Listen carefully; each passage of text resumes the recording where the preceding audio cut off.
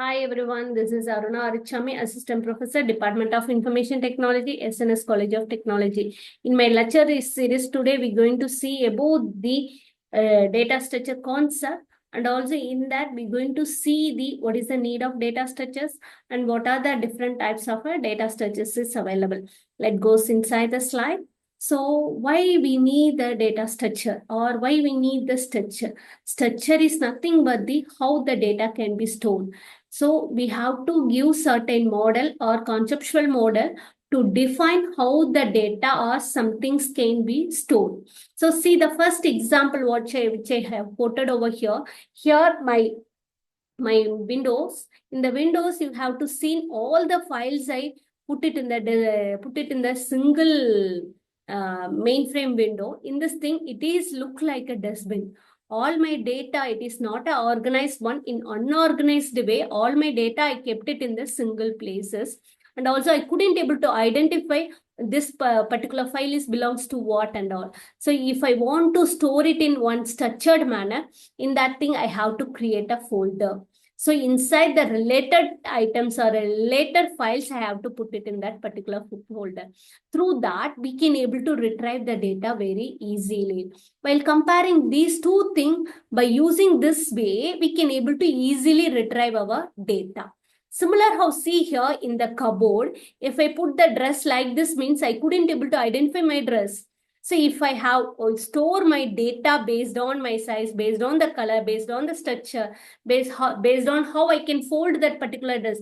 In this way, if I store my particular dress in my cupboard, easily I can able to pick my data. In this thing, it is very difficult for me to identify the thing, identify particular dresses.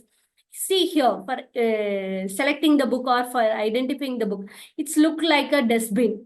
All the books are, we can kept it in a single places and put it over and over.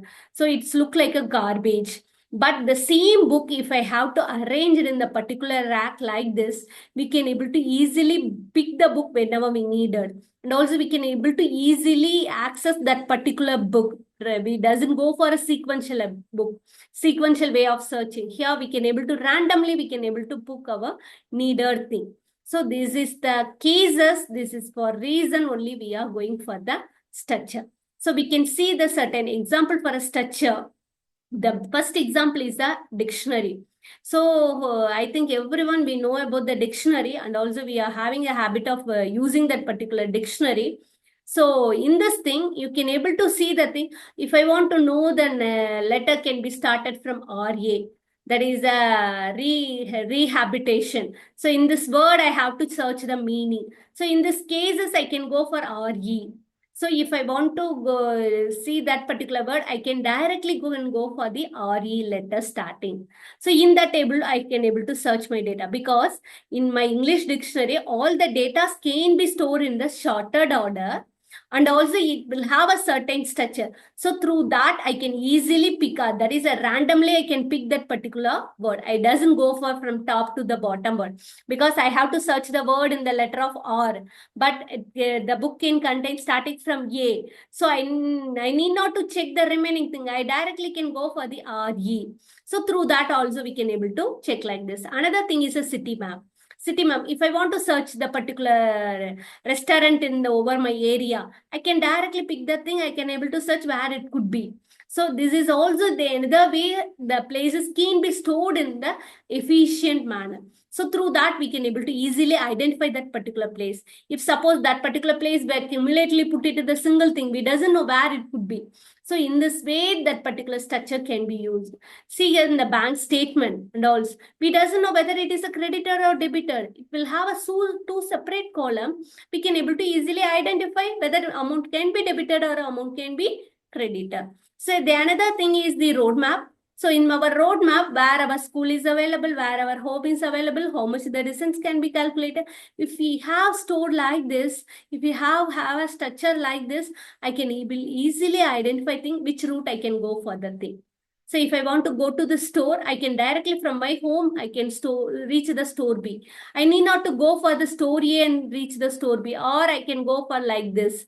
I can directly, there is a way I can able to go there. If I want to go school through store B, I also can go. Store A also go. By this way also I can able to go. So which one is the shortest distance? Through that I can able to reach my school. So this is the another example for the structure.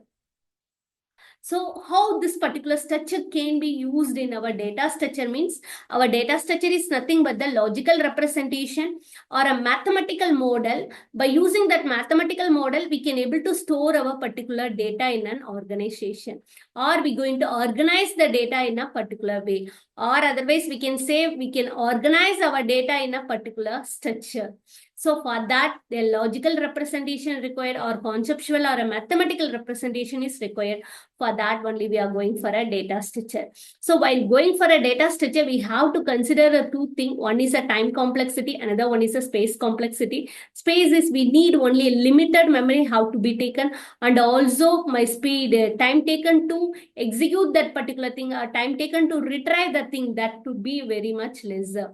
So while choosing that particular structure, we have to specify the four things. First one is the organization of a data, and also what are the methods available for accessing the data.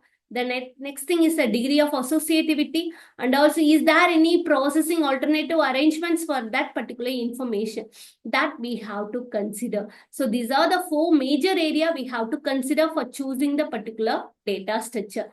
So this is the simple introduction or definition of a data structure.